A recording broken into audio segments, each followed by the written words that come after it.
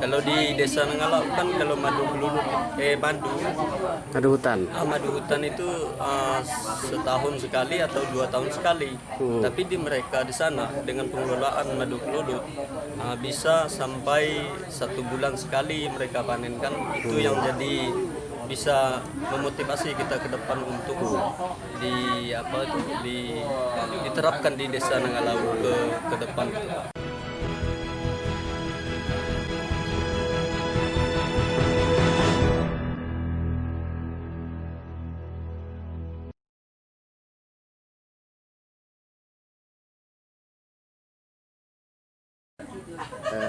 Sahabat-sahabat sekalian, di depan saya ini adalah Kepala Desa Nangalau, Pak Agus Yanto. Jadi beliau baru saja membawa rombongan Nangalau ke Batu Ampar. Mungkin bisa diceritakan apa saja yang Bapak dapatkan selama di Batu Ampar, Pak? Selama kami di Batu Ampar, Pak, dengan rombongan yang jelas ada pemahaman yang sangat religius yang pastinya menambah wawasan ke depan buat di Desa Nangalau. Yang pasti kalau masalah keragaman hayati, bagaimana kita mengelola keragaman hayati di Desa Nangalau, banyak yang memotivasi kita ke depan, Pak. Seperti pengelolaan madu keluluk di Batu Ampar itu kan, Pak. Dengan madu keluluk mereka di sana itu bisa memberi penghasilan pertambahan tuh, Pak, setiap hari. Kalau di Desa Nangalau kan kalau madu keluluk Madu hutan. madu hutan itu setahun sekali atau 2 tahun sekali. Tapi di mereka di sana dengan pengelolaan madu keluluk bisa sampai 1 bulan sekali mereka panenkan. Itu yang jadi bisa memotivasi kita ke depan untuk diterapkan di Desa Nangalau ke depan. Sangat memungkinkan, Pak, ya, kalau madu keluluk dikembangkan di Nangalau. Sangat memungkinkan kalau di Desa Nangalau, karena di Desa Nangalau itu, Pak, potensi keluluk itu memang masih alami, Pak. Masih banyak. Belum ada yang dibudidayakan kayak belum ada, Pak. Tapi memang ini insya Allah pasti kita wujudkan di sana, ya. Insya Allah, Pak, akan kita wujudkan. Yang jelas untuk menambah penghasilan masyarakat di Desa Nangalau untuk per hari, per bulan, dan per tahun, ya, pasti. Untuk mengurangi kemiskinan masyarakat di Desa Nangalau. Oke. Selain madu keluluk, apalagi yang kita dapatkan di sana?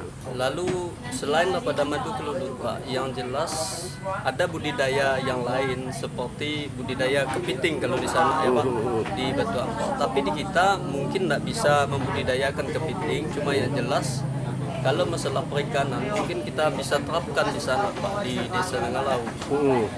Bisa kita terapkan dengan catatan tadi kelompok itu harus bekerja sama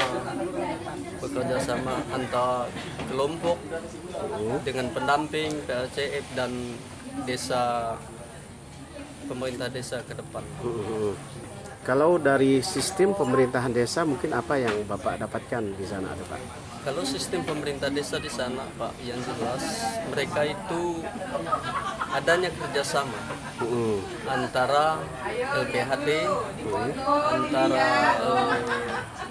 pendamping LPHD, PLCM, dan pemerintah desa untuk mengembangkan potensi-potensi alam di Desa Nangalau, di Desa Batu Ampar. Lalu kalau di Desa Nangalau, yang jelas kedepannya saya mohon kepada kelembagaan baik PLCF atau LPHD pendampingnya, yang jelas ada kerjasama. Itulah kunci daripada pengalaman saya di Batu Ampar. Jadi semua harus bersinergi, Pak, ya, baik itu lembaga pemerintah, lembaga dari pihak luar, ingin kerjasama dengan ya.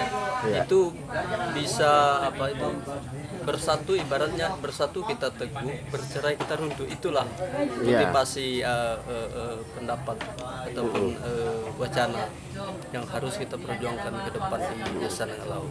Kalau dari segi ekowisatanya gimana Pak di sana? Kalau ekowisatanya, kalau di Batu Ampar itu memang sangat bagus, Pak. Itulah yang akan kita terapkan di Desa Nangalau mungkin nantinya. Cuma kita masih kendalanya modal mungkin Ya, ya. modal. Dengan adanya modal nanti kita bisa mengakseskan atau Bisa meningkatkan mungkin SDM itu. infrastruktur yang ada di sana. Ya, bisa meningkatkan SDM dan apa tuh kapasitas masyarakat ke depan.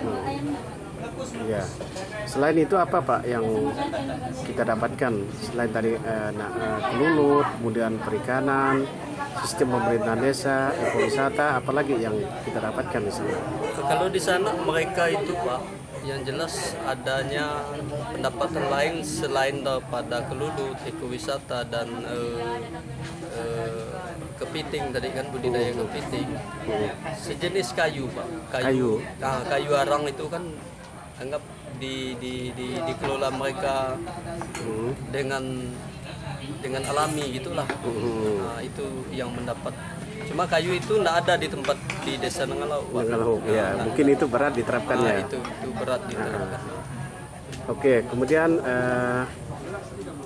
Bapak kan sebagai kepala desa yang baru, kemudian ibaratnya baru pertama mungkin pasca Bapak terpilih keluar ya, Nah, keluar dari Nangalau sampai ke Batu Ampar, ke Pontianak. Mungkin ada kesan Pak, kesan khusus lah yang Bapak dapatkan dari mungkin yang PRCF yang membawa Bapak yang mendampingi program ini. Bagaimana?